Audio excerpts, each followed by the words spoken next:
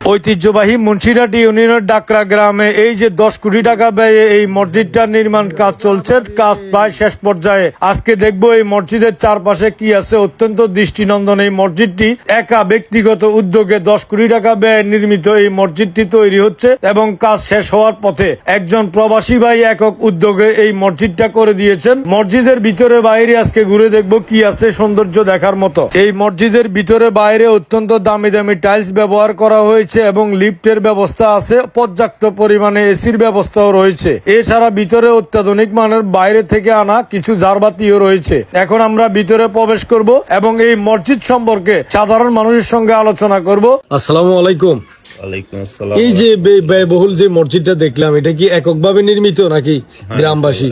একজনেই করতেছে, প্রবাসী ব্যবসায়ী। আচ্ছা, ওনার একক উদ্যোগে এই মসজিদটা নির্মাণ হইতেছে না?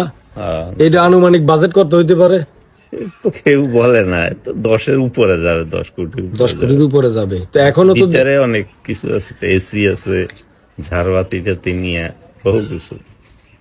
আচ্ছা, এই মসজিদটার এই যে এখানে লোহার, এটা কি জন্য? লিফটের জন্য। লিফটের জন্য না? তাহলে মসজিদের ভিতর থেকে কয়েক তালা পর্যন্ত উঠতে পারবে? 3, 4, 5 তালা।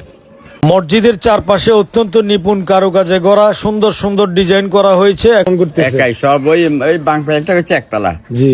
ওই হিম মসজিদের বহুত খরচ দিছে, আবার ওই দোতলা মসজিদের বহুত খরচ দিছে। আচ্ছা, এই মসজিদটা যিনি দান করতেছে উনি কি প্রবাসী নাকি? আমরা বাইরে যাওয়া আর কি। আচ্ছা আচ্ছা, মানে প্রবাসী। আমরা বাতি যা ওই সামনে আবার ওই একটা বাড়ি গেল যে গিরাও গাড়ি।